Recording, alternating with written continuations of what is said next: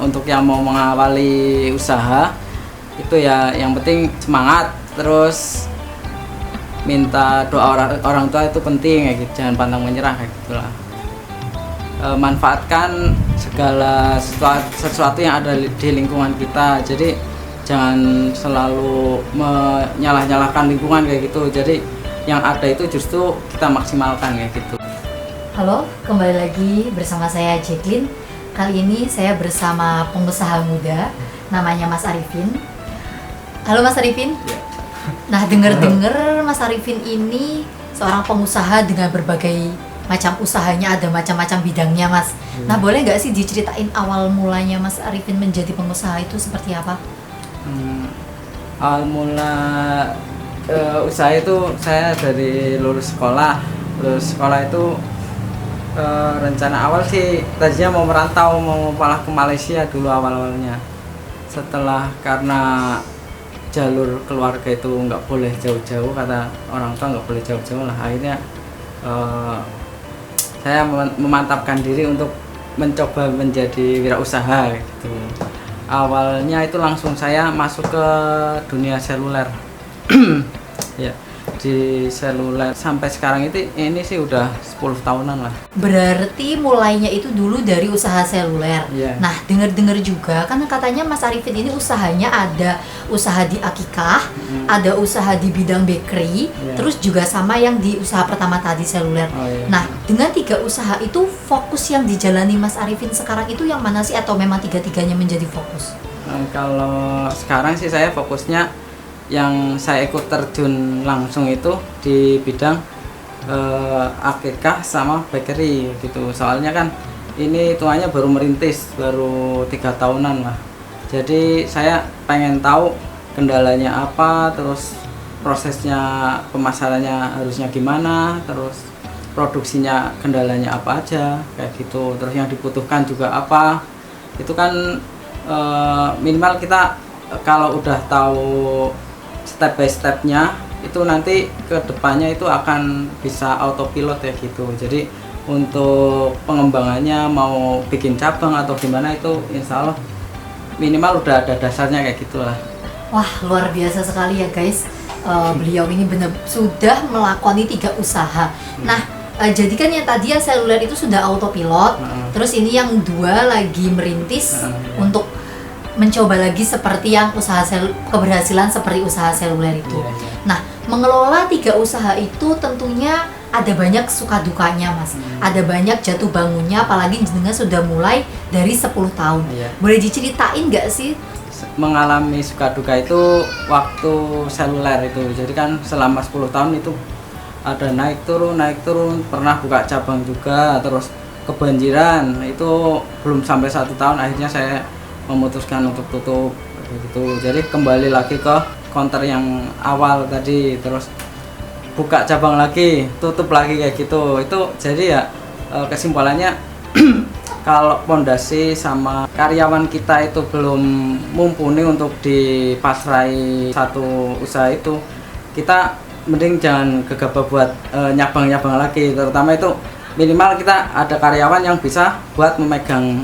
Suatu ketika juga pernah itu sampai hitungannya kayak mau bangkrut ya gitulah. Jadi apa aja itu pengen tak jual buat nutup itu ya kebutuhan sama bon-bon di sales. Jadi waktu itu saya pernah kan pas baru menikah itu saya karena kebutuhan keluarga kayak pengen punya kendaraan sendiri, mobil kayak gitu. Akhirnya saya nyicil, memberanikan diri buat minjem kayak gitu, terus minjem di bank buat beli mobil. Terus pas jalannya itu kayaknya baru 1 tahun kalau nggak salah itu ya. Jadi keuangan di counter menurun, stok barang menurun, bonnya ternyata banyak kayak gitu. Terus cicilannya juga setiap bulan kan harus nyicil kayak gitu. Kalau dinominalkan kerugiannya itu kira-kira sampai berapa? Mungkin ya hampir ratusan juta lah, hampir ya menyentuh 100-an ke atas dikit lah kayak gitu lah. Itu usaha counter aja? Iya, khusus counter. Nah itu memang waktu itu titik terendah, kayak merasa mau menyerah kayak gitulah. Tapi kan karena saya mencoba buat silaturahmi, terus minta doa sama orang tua. Terus ya yang jelas itu waktu itu sama istri itu koordinasi ini baiknya gimana ya kayak gini. Terus semua kesenanganku udah tak jualin, kayak sepeda, terus motor trail, terus pokoknya yang kira-kira nggak penting saya jual semua. Akhirnya terakhir itu saya memutuskan buat jual mobil ya gitu. Jadi yang penting cicilan itu minimal menutup pengeluaran ya gitu ya, kerugian. Jadi itu mobil saya jual, terus sisanya buat nutup semua. Akhirnya tinggal sedikit kayak gitulah. Itu awalnya saya mulai naik lagi itu waktu mau lebaran kayak gitu. Jadi kan kalau di seluler itu kan ada sales kayak gitu ya, sales aku jadi megang satu sales yang akrab kayak gitulah. Saya bilang kayak gini, ini aku adanya uang segini, saya ini kan besok mau lebaran ya gitu, jadi aku pengen diisi sekumplitnya lah kayak gitu. Jadi nanti setelah lebaran saya lunasin ya gitu. Lah itu mulai dari situ karena dia udah ya monggo ambil secukupnya, seperlunya kamu kayak gitulah. Akhirnya saya borong semua saya itu. Terus pas mau lebaran itu emang ini pokoknya lewat lebaran ini harus nutup semuanya kayak gitulah. Ya alhamdulillah karena doa orang tua terus emang semangat maju itu ada. Alhamdulillah habis lebaran itu semuanya ketutup, malah saya masih ada sisa buat beli mobil lagi. Alhamdulillah ya. Jadi saya jual mobil, terus saya putar fokus barang di counter itu ada semua kayak gitu. Nah setelah itu emang rembukan sama istri ini kayaknya kita tetap butuh kendaraan. Nah itu saya uang kalau nggak salah itu terakhir lebaran itu ada sisa sekitar 30 juta. Itu saya buat beli mobil gitu. Terus ya kelanjutannya pokoknya habis dari itu alhamdulillah naik terus gitu. Oke, nah ini dia sesuatu yang luar biasa dari seorang anak muda. Walaupun sudah jatuh, dia bukannya terpuruk tapi terus bangkit ya Mas. Intinya membuktikan kalau misalnya masalah-masalah yang ada itu bukan dijadikan alasan untuk kita terpuruk, tapi kita itu sebagai anak muda itu harus semangat untuk bangkit. Jadi kalau pemuda itu pengusaha yang baru lah, itu kadang kan bicaranya nggak ada modal, terus nggak ada dukungan apa gimana kayak gitulah. Itu biasanya seringnya kayak gitu lah. Itu saya memang membuktikan sendiri sih itu sih. Awal dari itu jual yang pas kelanjutannya saya dapat mobil itu nggak tahu kok ada orang nawarin buat kerjasama itu. Ini aku ada duit segini kayak gitu, kira-kira usaha apa ya yang cocok buat saya kayak gitu. Terus kalau aku kan fokusnya di seluler, saya itu nggak nyangka lah, tahu-tahu cuma dikasih uang ini tolong puterin kayak gitu, nanti saya komisinya berapa terserah kamu lah kayak gitu. Saya itu dikasih sekitar 75 juta.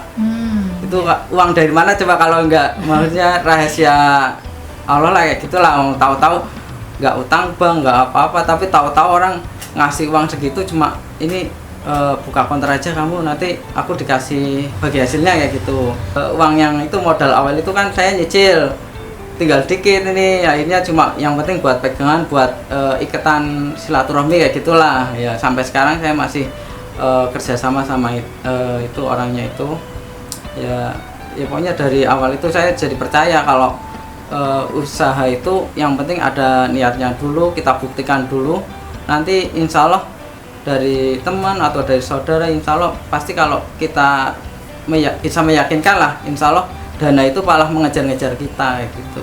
Yang penting kita bisa membuktikan kayak gitu. Kalau misalnya untuk usaha akikah sama bakerynya itu udah berapa tahun berjalannya? Kalau dihitung dari itu mulainya dari saya nikah. Jadi itu lahir anak saya yang pertama namanya itu Maryam Nafisah Az-Zahra lah. Itu karena istri saya hobinya masak-masak, akhirnya saya mencoba untuk membuat kegiatan di rumah lah. Awal-awalnya itu istri masak saya posting lah. Tanggapan dari warga Facebook itu ternyata lumayan bagus kayak gitu. Akhirnya saya mencoba menekuni roti-roti itu. Iya.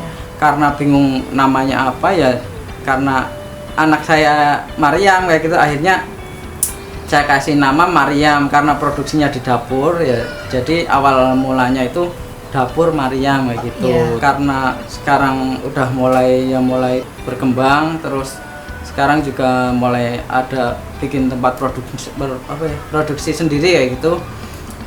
Sekarang udah berubah jadi Mariam Bakery kayak gitu. Itu awal mulanya ini Pak. Ini tempat sini ini buat Bikin roti. bikin roti nih. Di sini ini tempat hasil produksi di sini sama packing. Terus produksinya itu di dalam, itu cuma dapur kayak gitulah. Jangkauannya yang pesan dari Mariam Bakery itu sudah sampai mana saja, Mas? Kalau sekarang sih masih fokus di wilayah Kebumen.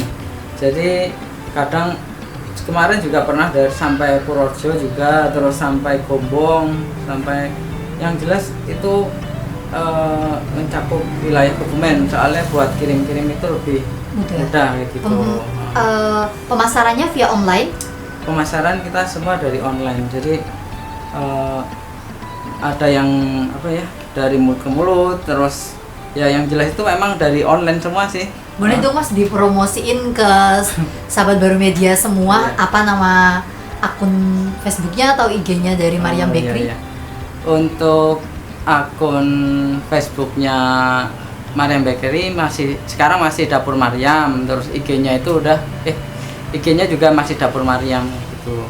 Itu emang fokus ke roti buat kunjungan. Jadi roti hantaran. Ya, roti hantaran ya gitu, kayak bolu, roti manis, terus bolen kayak gitu. Kue ulang tahun juga? Kue ulang tahun juga ya. Kita keunggulannya dari kita itu bisa free ongkir ya gitu, free ongkir, terus pembayaran itu cuma kalau untuk roti kunjungan itu 25% itu di awal, nanti sisanya itu setelah kegiatan, setelah acara kayak gitu.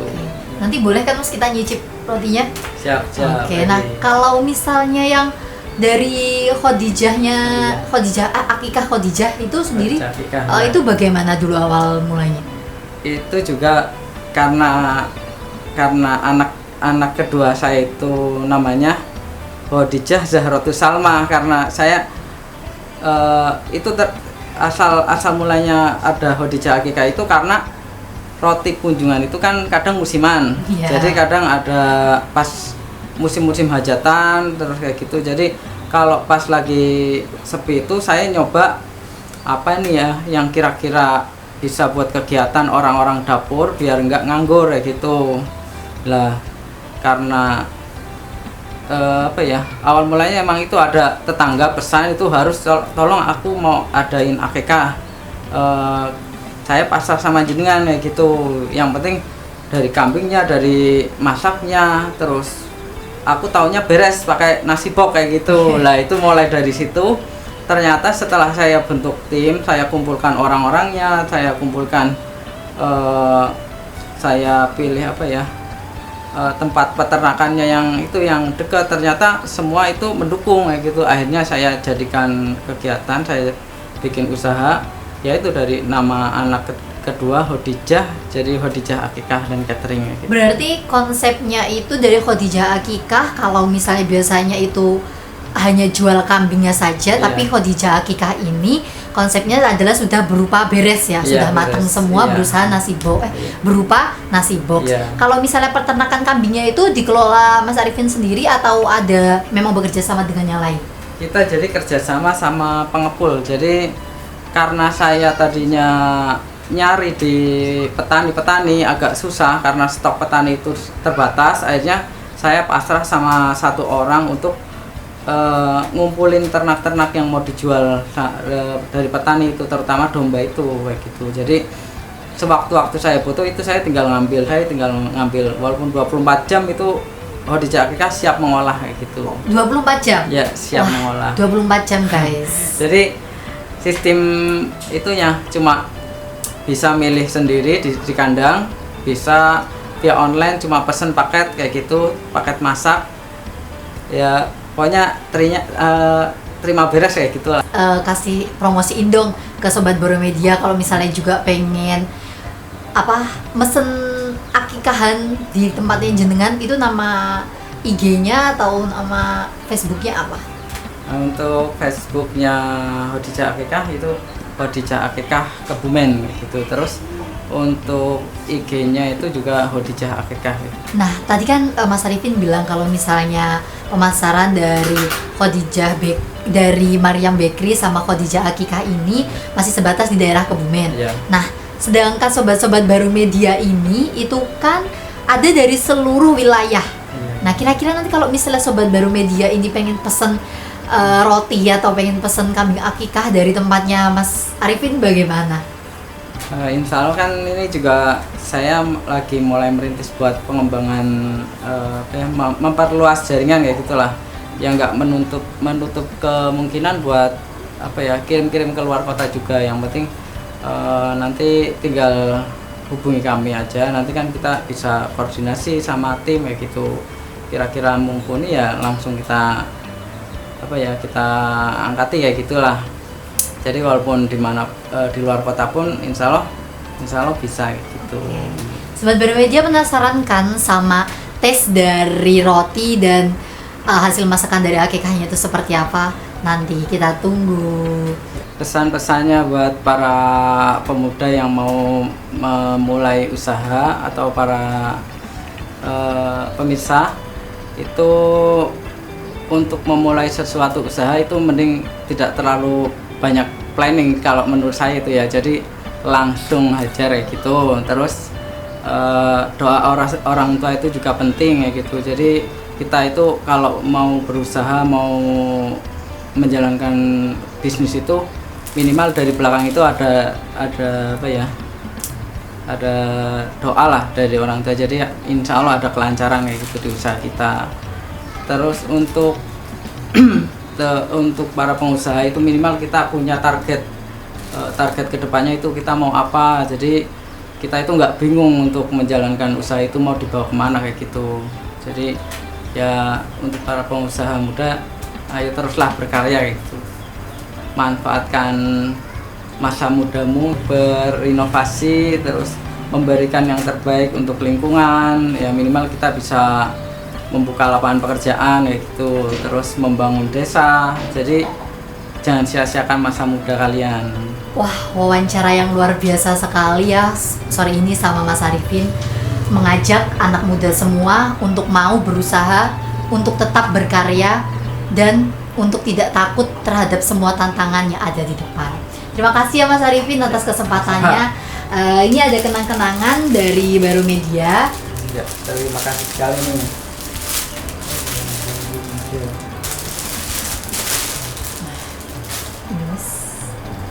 Wah, terima kasih sekali nih. Buat para penonton atau pengusaha muda itu pantau terus ini channel Baru Media. Jangan lupa like dan subscribe-nya ya. Ikuti terus perjalanan-perjalanan kita selanjutnya, karena pastinya di Baru Media akan banyak sekali cerita-cerita inspiratif yang terus akan kita update untuk sahabat semua. Saya Jacqueline Mandani, sampai ketemu di Jejak Bisnis berikutnya.